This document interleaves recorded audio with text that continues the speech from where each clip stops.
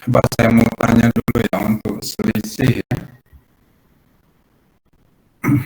Repnita ada nggak Repnita? Ada, Pak. Coba Repnita kamu jelaskan kalau X ditulis saja coba. X bukan elemen, jadi bukan elemen ya. X bukan elemen, A dikurangi B. Apa artinya itu?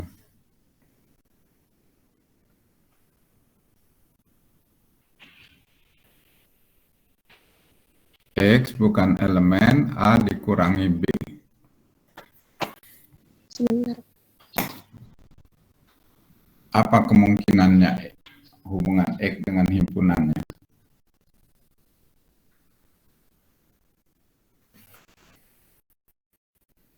Halo?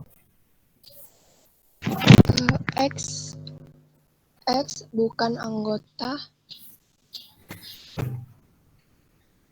A dikurangi B ya, Pak? Iya, Berarti kemungkinannya X bukan anggota A dan X bukan anggota B komplement ya, Pak?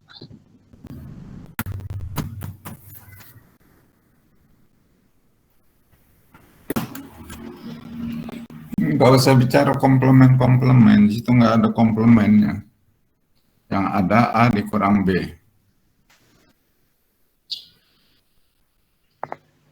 X bukan anggota A dan X anggota B. Satu, kemungkinan lain apa? Ini Mbak, ini kasus ya, nggak bisa hanya satu. Kemungkinan lain apa?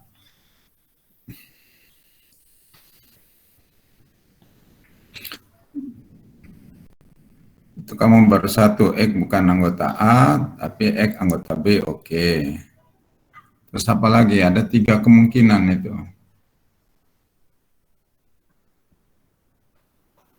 Kemungkinan lain apa?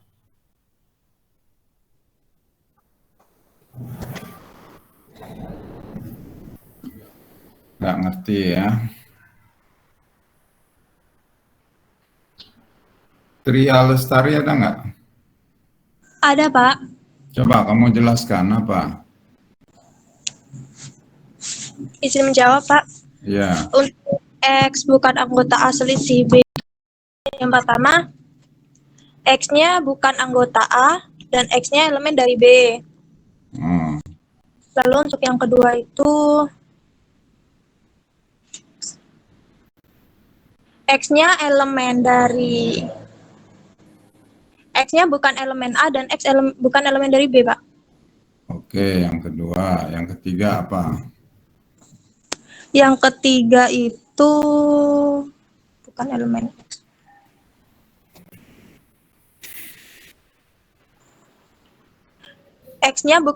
X-nya itu elemen A dan X-nya bukan elemen B. Itu anggota jadinya. Bukan itu, Pak. Kalau itu jadi anggota, definisi anggotanya. Ini kan bukan anggota. Kita berarti hanya di sini, tapi dia bukan dari sini.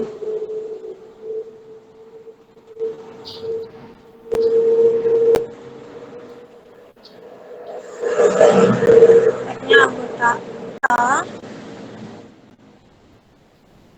Maaf, Pak, saya baru mengerti dua itu, Pak. Baru mendapatkan dua itu. Apa yang dua tadi apa? Yang X bukan anggota A dan X elemen dari B, lalu X-nya itu bukan elemen dari A dan X-nya bukan elemen dari B. Hmm. Coba Paris ada nggak Paris? Iya Pak, ada Pak. Coba yang ketiga apa kemungkinannya? X-nya itu bukan anggota B tapi X-nya itu anggota A. Ya itu mah definisi selisih.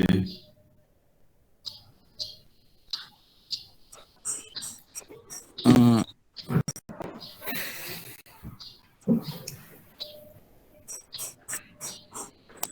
Sama Pak, saya baru paham dua itu tadi Pak. Apa yang dua itu? X-nya anggota A dan X-nya bukan anggota B, dan X bukan anggota dari A, dan X itu bukan anggota dari B.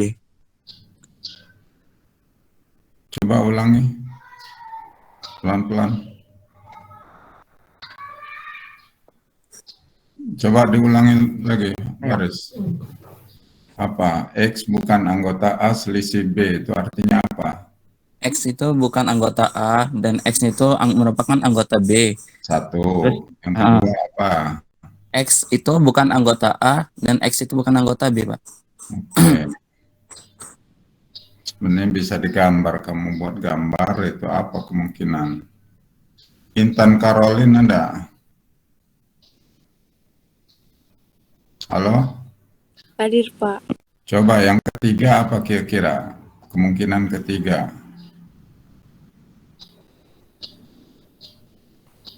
Ini kalau di logika himpunan berpikir dengan kasus ya namanya. Coba Caroline apa? Kemungkinan lain ada 3 itu.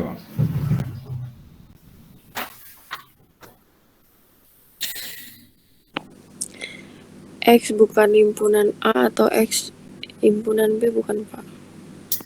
X itu anggota bukan himpunan, X itu. X bukan anggota A atau X anggota B. Itu udah yang pertama.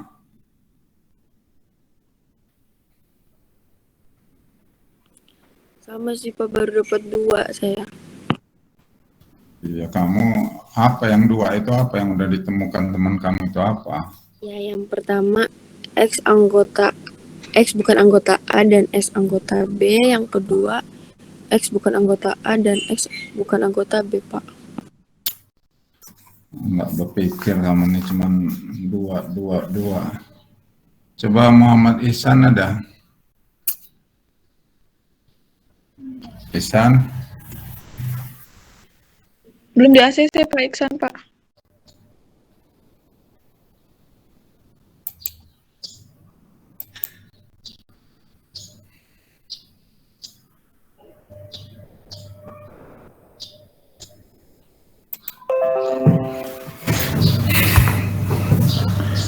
Khawasiyah, ada Khawasiyah. Hadir, Pak. Coba Khawasiyah, kamu cari yang ketiga apa kemungkinannya? Kemungkinan yang ketiga, X elemen A dan X elemen B bukan, Pak? Iya, jadi kemungkinan yang ketiga, X elemen A, X elemen B ya. Kalau dikurangkan ya bukan elemen jadinya kan. Karena X-nya ada di A, ada di B ya. Berarti ada 3 kemungkinan ya. Ingat kalau selisih, kalau X bukan anggota A irisan B, maka ada 3 kemungkinan. Yang pertama, X bukan elemen A, tolong ditulis ya, yang akan dipakai terus ini. X bukan elemen A dan X elemen B. Kasus yang kedua, X elemen A dan X elemen B, juga bukan anggota ya. Kasus yang ketiga, ya, X bukan elemen A, X juga bukan elemen B. Ya. Sebenarnya mudah mengingatnya ya. X bukan elemen A, X bukan elemen B. Kalau X elemen A, berarti X elemen B. Kalau X bukan elemen A dan X elemen B juga bukan anggota ya. Ingat cara kemarin juga banyak kasus-kasus ya, kemungkinan seperti itu. Oke, ini tolong dicatat ya karena banyak melibatkan.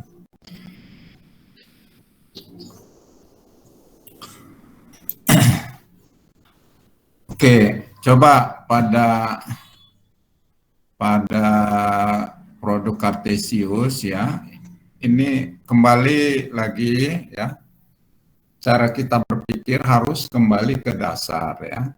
Kalau Anda bicara produk kartesius, anggotanya itu bukan hanya satu X-nya itu. Misalnya A, B pasangan terurutnya ya. Nah, berarti X-nya itu A, B, selalu bisa kita anggap A, B itu sebagai X ya. Itu. Jadi bisa dikembalikan ke konsep dasar.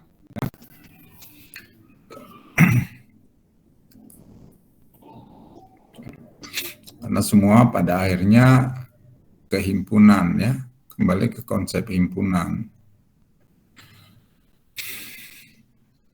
Coba sekarang kita lihat di teorema 15 ya. Di sini akan dibuktikan B. Jadi yang B aja yang saya baca ya. Berarti benar nggak nih? E cross Y irisan Z sama dengan E cross Y irisan E cross Z ya. Tuh. Nah, berarti di sini ada berapa konsep ini yang terlibat? Coba saya mau tanya Puput Oktaviani ada? Puput ada? Hadir, Pak. Nah, Puput, coba B ini berapa konsep yang terlibat di situ? 2, Pak. Apa?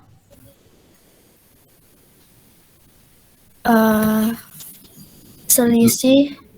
Nggak ada selisih, ada tak selisih itu? Oh, itu, Pak. Irisan. Oke, cuman irisan doang. Kamu bisa nggak sih baca yang kayak gini, Puput? Operasinya nih apa aja? Masa nggak bisa sih dibaca? Ini ada cross satu ya kan? Ada nggak Iya. simbol cross? Ada, Pak. Kamu ini membaca doang, apa di sini? Coba yang terlibat tuh apa aja? Jangan cuma 2, 2, 2, 5 minimal ini. Ada Apa? ada perkalian, Oke, 1. Produk kartesius. Yang kedua apa? ada irisan, Oke, 2. Terus apa lagi? ini distributif,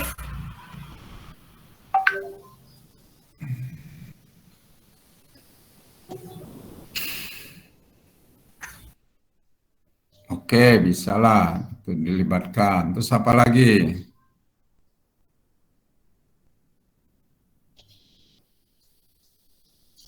Apa yang paling penting ada di situ? Apa?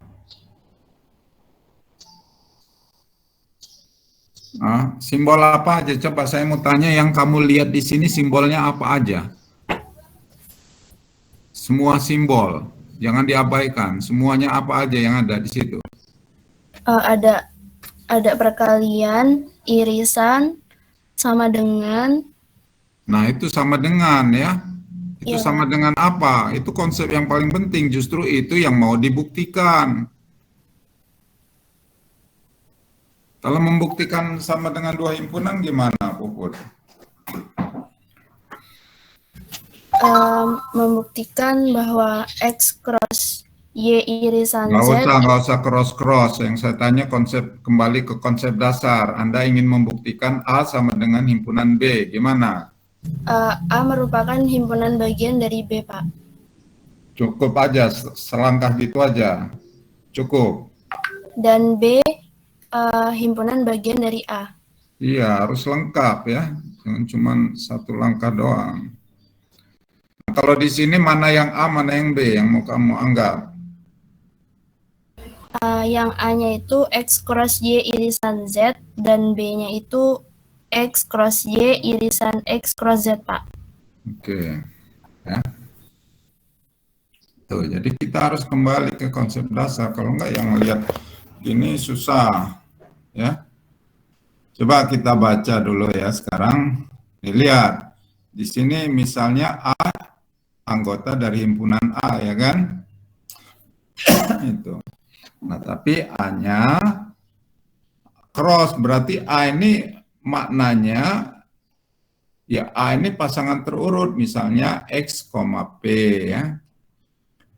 Di mana X anggota X dan P-nya anggota Y irisan Z Jadi selalu bisa dikembalikan ke konsep dasar ya, disederhanakan.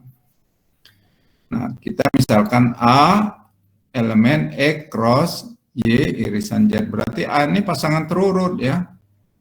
A ini sama dengan X, P ya. Tolong diingat, A itu sama dengan X, P, di mana X anggota X, P-nya sendiri anggota Y irisan Z ya. Tuh, udah ya. Maka A merupakan pasangan terurut X, P. Jadi kita selalu dikembalikan ke konsep dasar, ke definisi himpunan ya. Dengan X anggota X dan P-nya anggota Y irisan Z. Nah, karena P irisan ya, definisi irisan kan melibatkan irisan. Karena P anggota Y, ini berimplikasi bahwa X, P ya, berarti juga harus anggota X cross Y ya, produk kartesius. Ini definisi produk kartesius antara X dan Y. Karena P juga elemen Z, ya kan? Dari kesimpulan P irisan P anggota Y irisan Z, berarti P juga harus anggota Z. Maka X, P juga anggota X cross Z. Nah, berarti A yang tidak lain adalah X, P, dia irisan dari E cross Y dan irisan E cross Z. Nah, berarti dimulai dari A sama elemen, ingat definisi himpunan bagiannya, kalau X anggota A berakhir dengan X anggota B, maka himpunan A bagian dari himpunan B. Nah, ini A elemen dari himpunan A-nya ini berakhir dengan A anggota himpunan B ini, ya. Di mana B-nya E cross Y irisan E cross Z. Nah, berarti Anda simpulkan ini, ya. Berarti A bagian dari B, udah selesai. Jadi Anda lihat tuh, cara berpikirnya kembali ke konsep dasar yang sederhana, ya. Jangan dilihat banyaknya himpunan, pusing kita. Tinggal apa yang terlibat di sini. Irisan, artinya kita harus paham benar definisi irisan, ya. Sama dengan berarti harus melibatkan A bagian dari B dan B bagian dari A, ya. Ada 1,7 ini setengah jalan, ya. Sekarang setengah jalan berikutnya berarti dimulai dari B. Misalkan A elemen E cross Y irisan E cross Z. Nah, irisan berarti A ini anggota A irisan B. Anggap aja gitu. Di mana A-nya adalah E cross Y, B-nya E cross Z. Ini kan definisi irisan. Berarti harus A itu anggota himpunan A menurut definisinya. Kalau A irisan B ya. Berarti A juga harus anggota B. Ya kan? Pisah gitu. Jadi A harus E cross Y, ya. Dan karena A harus merupakan pasangan terurut X, Y dengan X elemen X dan Y elemen Y, juga A itu sama dengan pasangan terurut X, Y, ya. Ini berarti juga harus anggota X irisan Z, ya. Karena dia anggota irisan. Ingat, kalau A anggota irisan A, irisan B, berarti A harus anggota A dan A juga harus anggota B, ya, definisi irisan. Nah, berarti A juga harus anggota E cross Z, ya.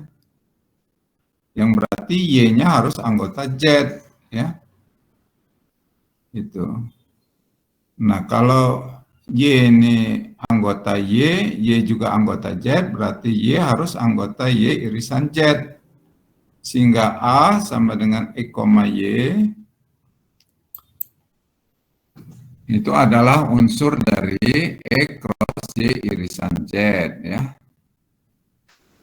Tuh. A. Ini harusnya ada A, tapi ini ditulis adalah unsur, itu sama dengan elemen, ya. Berarti A elemen E cross Y irisan Z. Ya, akhirnya ya Berarti E cross Y irisan E cross Z itu bagian dari E cross Y irisan Z ya.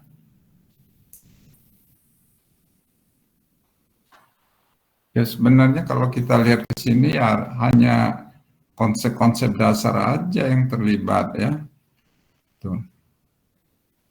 Nah, saya ingin kalian yang gini-gini di awal ini paham betul ya. Jadi membaca berikutnya, jadi kita beda membaca novel dengan baca matematik ya. Kalau matematik kita harus paham betul mengapa, konsep dasarnya gimana ya.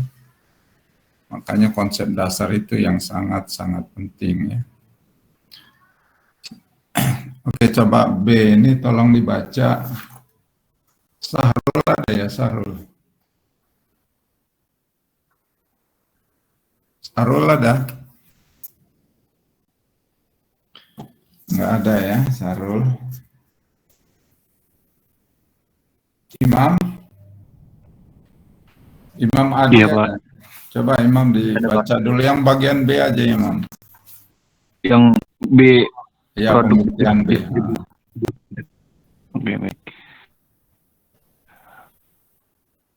Produk bersifat distributif terhadap irisan X cross Y iris Z sama dengan X cross Y iris X cross Z. Bukti. Bukti akan dibuktikan B dan tinggalkan A dan C. Jika A elemen X cross Y iris Z, maka A merupakan pasangan terurut X, P dengan X elemen X, dan jika A elemen X cross Y iris Z, maka A... Bentar. Maaf, Pak. Kamu loncat kemana itu? Ya, Pak. Dan P elemen Y iris Z, karena P elemen Y berimplikasi bahwa X, P elemen X cross Y juga P elemen Z yang berimplikasi X, P elemen X cross Z.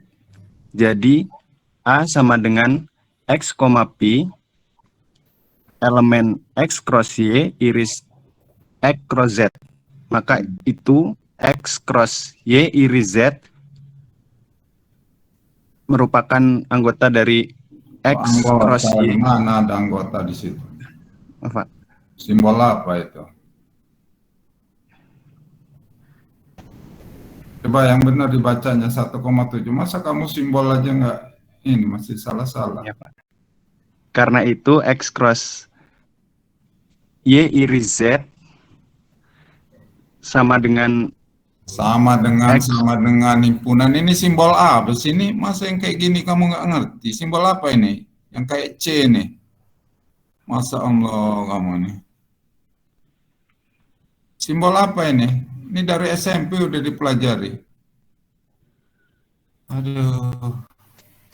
Nggak mendengar juga. Simbol apa itu, Imam? Masa sama himpunan, dengan Pak. kayak gitu? Himpunan, Pak. Himpunan, Pak. Himpunan apa? Masa himpunan kayak gitu? Himpunan bagian, Pak. Iya, himpunan bagian. Terus? Maka X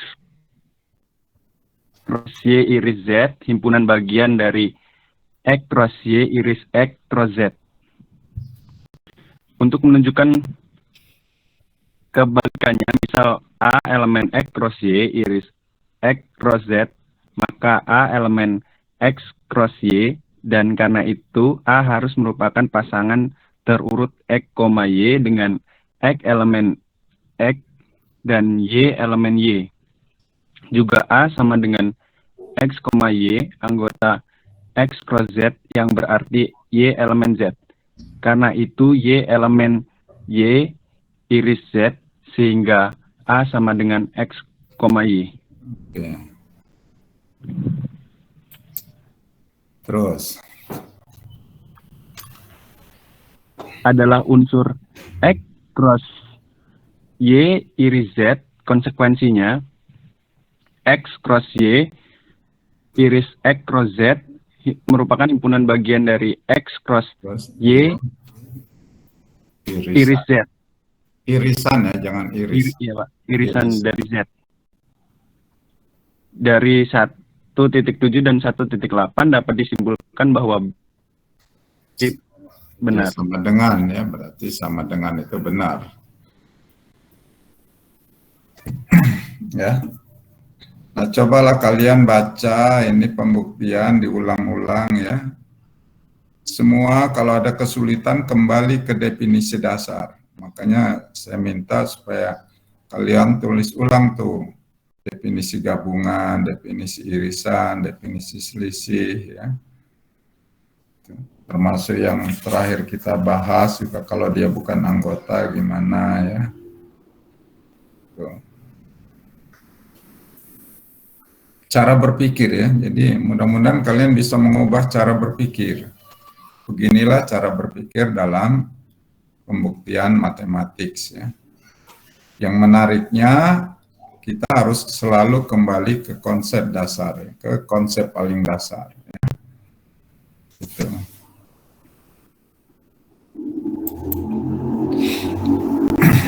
Oke, coba lihat di teorema 16 ya. Teorema 16.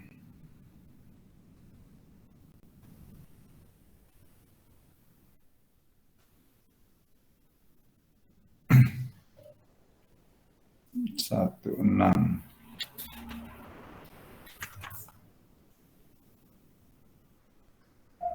Aulia Ayu ada nggak? Ada, Pak. Coba dibaca Aulia. Untuk sembarang dua himpunan X dan Y, X cross Y sama dengan himpunan kosong. Jika dan hanya jika X sama dengan himpunan kosong atau Y sama dengan himpunan kosong. Bukti pertama, pertimbangkan hipotesis bahwa X cross Y sama dengan himpunan kosong. Jika kita asumsikan X bukan sama dengan himpunan kosong dan Y bukan sama dengan himpunan kosong, maka terdapat paling sedikit satu titik X elemen X dan paling sedikit satu titik Y elemen Y, dan berimplikasi bahwa X, Y elemen X cross Y, sehingga X cross Y bukan himpunan kosong, yang kontradiksi dengan hipotesis kita. Kita simpulkan asumsi kita salah dan X sama dengan himpunan kosong atau Y sama dengan himpunan kosong harus terpenuhi. Sebaliknya, ambil hipotesis bahwa X sama dengan himpunan kosong atau Y sama dengan himpunan kosong. Asumsikan X cross Y bukan sama dengan himpunan kosong, berimplikasi paling sedikit satu titik X, Y elemen X cross Y, yang berarti X cross X dan X elemen X dan Y elemen Y. Karena itu X bukan sama dengan himpunan kosong dan Y bukan sama dengan himpunan kosong, yang kontradiksi dengan hipotesis. Kesimpulannya X cross Y sama dengan himpunan kosong. Ya. Nah, di sini yang menarik ya. Ingat, pembuktian jika dan hanya jika di pelajaran logika kita berarti harus dua langkah ya. Kalau A, jika dan hanya jika B, berarti kita harus membuktikan jika A maka B, dan yang kedua jika B maka A ya, ditimbal balik ya. Itu dalam pembuktian dalam matematik. Kalau ada kalimat jika dan hanya jika ini berarti bi-ekivalen ya. Harus dua arah. Banyak sekali teorema-teorema dalam matematik. Nah, coba buktinya yang menarik ini, logikanya tinggi di sini ya. Yang pertama kita akan buktikan kalau X cross Y himpunan kosong, maka X-nya kosong atau Y-nya yang kosong. Itu yang pertama. Jadi pertama, anggap benar bahwa X cross Y sama dengan kosong. Jika kita asumsikan X tidak kosong dan Y tidak kosong, maka terdapat paling sedikit satu X elemen X dan paling sedikit satu Y anggota Y. Kalau dia nggak kosong kan, himpunan tidak kosong tuh paling sedikit punya satu anggota kan. Dan ini berimplikasi E, Y anggota E cross Y ya. Sehingga E cross Y tidak sama dengan kosong, yang kontradiksi dengan hipotesis kita ya. Jadi kita simpulkan asumsi kita salah ya, dan X harus kosong atau Y-nya harus kosong. Nah, coba ya, pembuktian dari sini berarti ya, ini kita menggunakan kontraposisi ya. Kontraposisi itu Anda ingin membuktikan P maka Q. Kita jalan pembuktiannya tidak Q maka tidak P ya.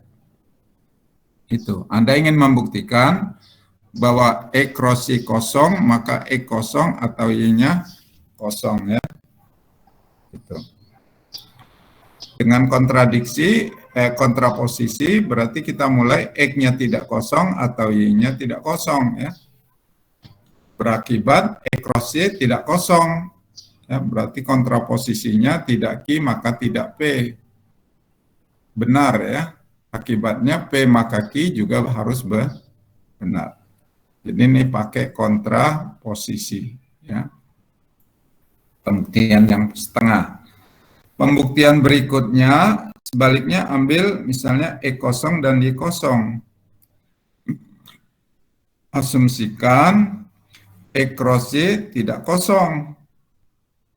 Ya, juga ini nampaknya menggunakan kontraposisi ya. Kalau dia tidak kosong ya harus punya anggota minimal satu ya. Misalkan lah minimal satu X, Y, di mana X anggota E cross Y, ya berarti X-nya harus anggota X, Y-nya harus anggota Y, ya. Gitu. Karena itu X tidak kosong dan Y tidak kosong, kontradiksi. Jadi kesimpulannya haruslah E cross Y sama dengan himpunan kosong. Ya. Jadi kedua-duanya pembuktiannya menggunakan kontrapositif. Ya. Kontrapositif. Rara Gusti ada Rara Gusti? Ada, Pak. Coba kamu jelaskan. Kontrapositif itu apa di logika dan himpunan?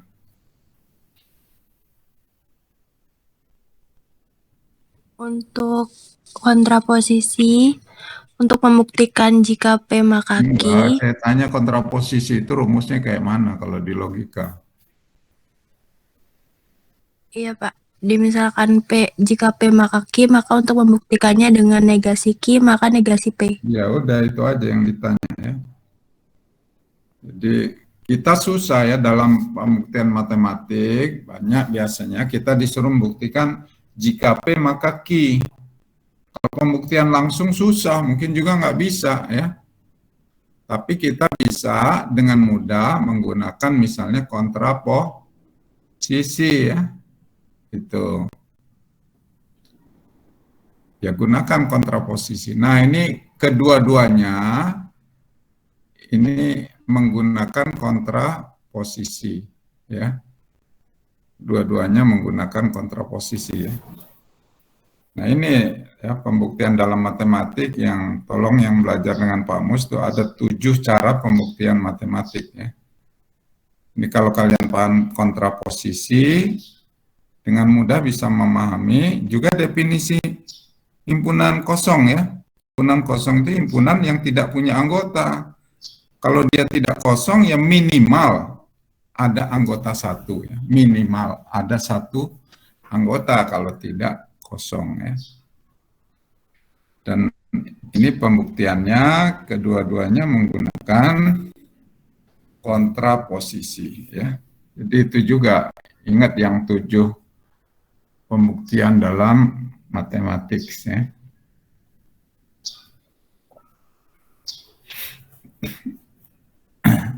Ya memang semakin tinggi kita belajar di matematik, Anda harus kuat di definisi dasar ya. Yang kedua juga konsep tentang logika ya, pembuktian-pembuktian dalam matematik ya. Itu Anda lihat kalau memahami itu semua jadi pekerjaan kita jadi mudah ya. Tuh. Sepertinya kalian harus buka lagi buku logika dan himpunan ya. Makanya dari dulu saya selalu katakan pelajaran logika dan himpunan itu kalau Anda ambil sampai S3 pun ya itu harus jadi pegangan. Ya. Harus jadi pegangan.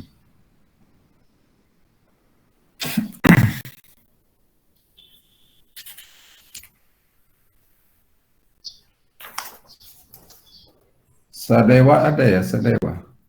Hadir, Pak. Coba Sadewa tolong dibaca dulu teorema 16. Tolong yang lain diperhatikan ya. Kalau nanti ada pertanyaan saya minta tanya ya. Kalau nggak jelas kalian harus nanya. Teorema 1.6.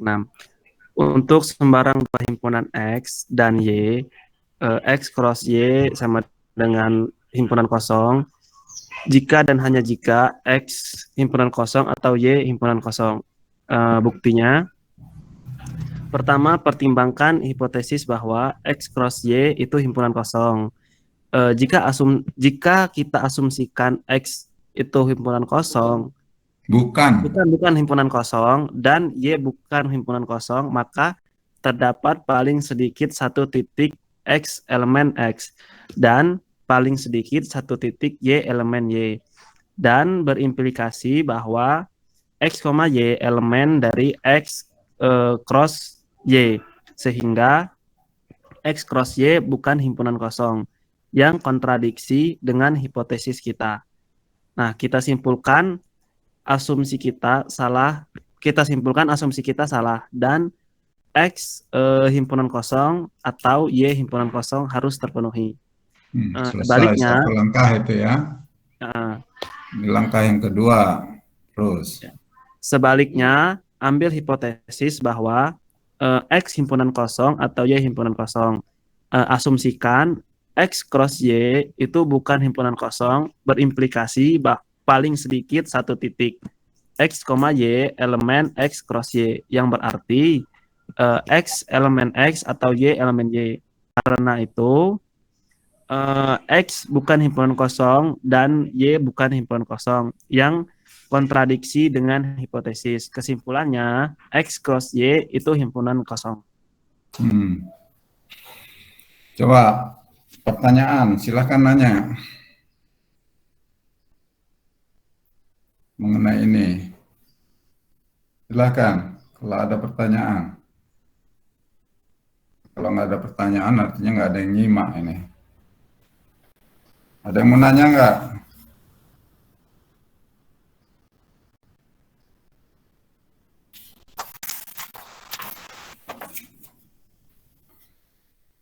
Coba LK Trisna, ada nggak LK? Iya Pak, ada. Nah LK, coba yang pertama ini apa yang mau dibuktikan setengah langkah ini? Bentuknya gimana? Kalau dalam bentuk P maka Q.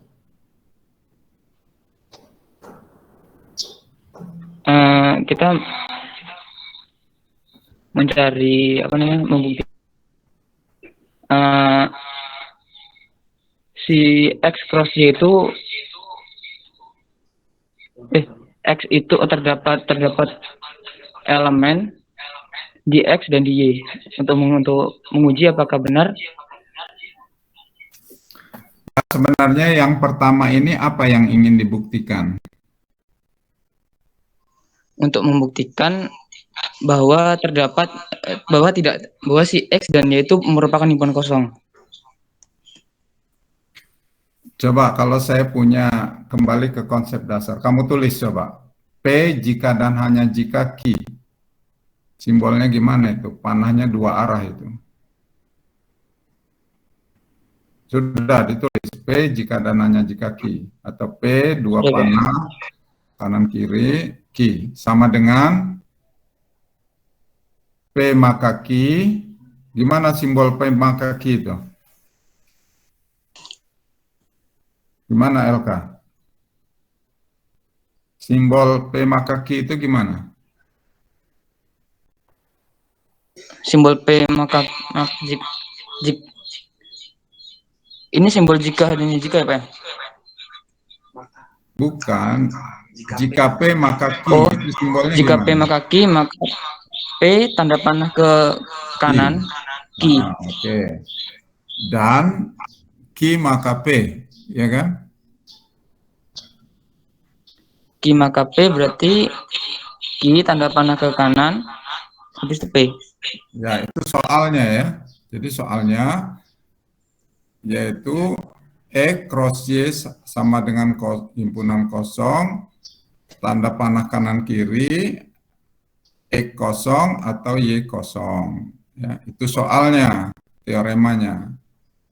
Nah, ini kan sama dengan E cross Y himpunan kosong maka X kosong atau Y kosong. Dan X kosong atau Y kosong maka X cross Y itu sama dengan kosong.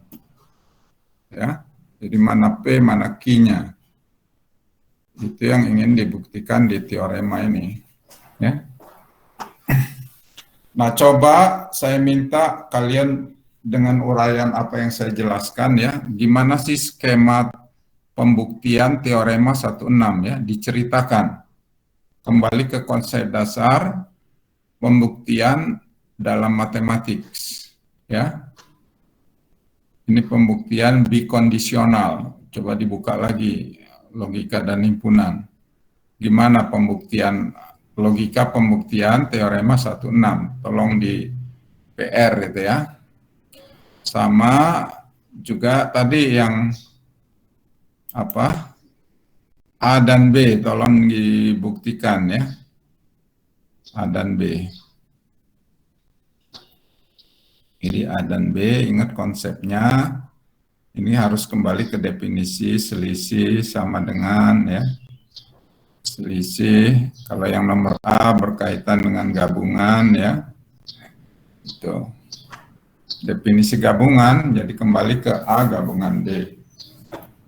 Dua ini, kemudian tolong, ini nih bagus sekali kalau kita paham bagaimana sih skematik pembuktian ini ya. Ini pembuktian bikondisional. Saya ingin Anda menjelaskan ulang konsep pembuktian kondisional dari pelajaran logika dan himpunan ya.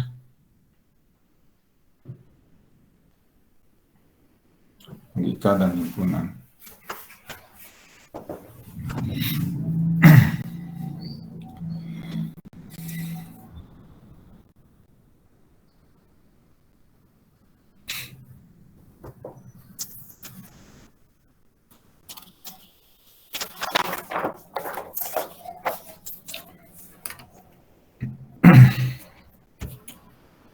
Oke lah, saya kira saya nggak mau cepat-cepat ya. Untuk pertama ini saya ingin Anda mengubah cara berpikir ya.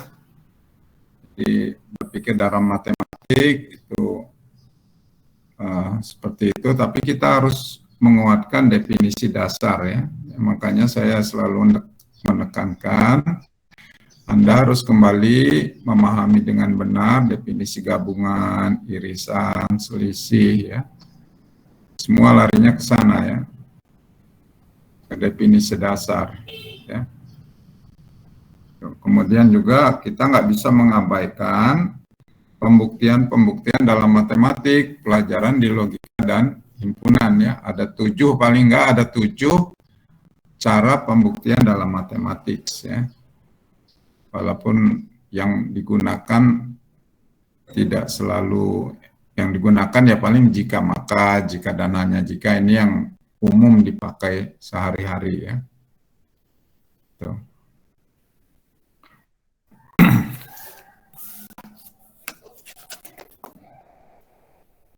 Oke lah, saya kira untuk hari ini tugasnya 3 itu ya.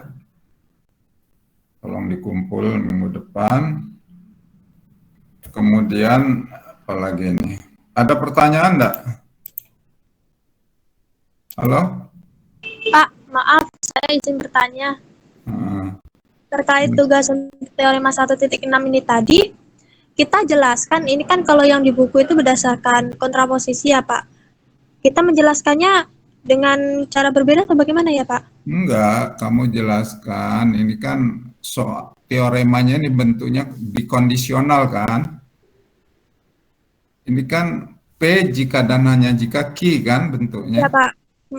Soalnya yang ingin dibuktikan bikondisional. Tapi bikondisional itu kan harus dipisah menjadi dua, ya kan? Menjadi kondisional kan? Iya Pak. Terus menjadi P maka Q, satu langkah. Nah, pembuktian P maka Q ini aja kan ada 3 cara, ya kan? Dalam pembuktian di pelajaran logika kita.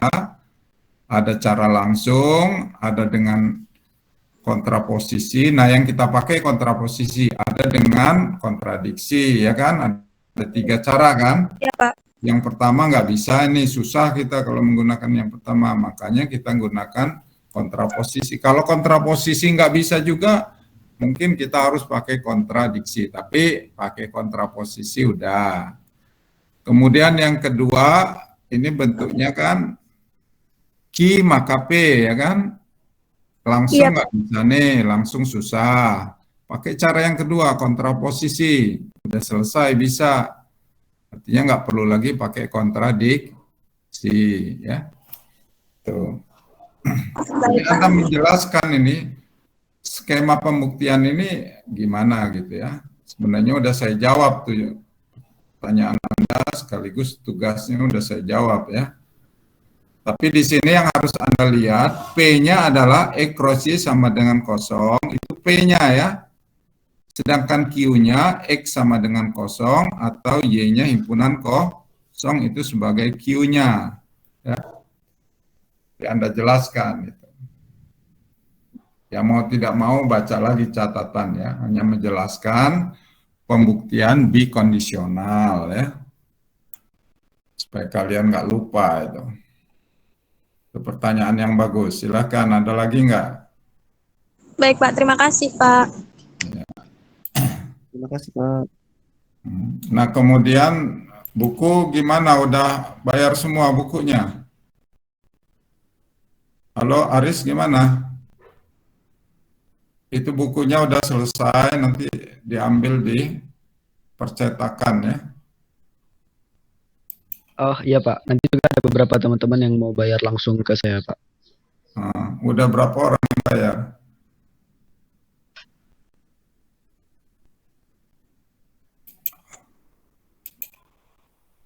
Sudah berapa banyak yang bayar Aris? Iya Pak, sejauh ini yang bilang ke saya untuk mau bayar ke saya langsung itu masih sedikit sih Pak. Berapa orang? Untuk jumlahnya saya kurang tahu Pak, saya nggak ngitung. Tapi tadi kalau nggak salah ada sekitar berapa ya Pak? 10 lah Pak, ada. 10 ya. Ya sudah, yang udah bayar aja ngambil bukunya ya. Kalau yang nggak mau beli ya udah nggak apa-apa, nggak beli juga nggak apa-apa. Ya. Oh baik Pak. Itu udah saya cetak itu. Jadi kamu catat yang mau belajar itu mau beli, kamu catat, nanti catatannya tolong kasih ke saya ya. Nah, itu udah diperbanyak. Itu. Saya janjinya hari ini sama penerbit dibayarnya. Nanti kamu mau bayarkan aja yang 75 itu terkumpul berapa, ambil buku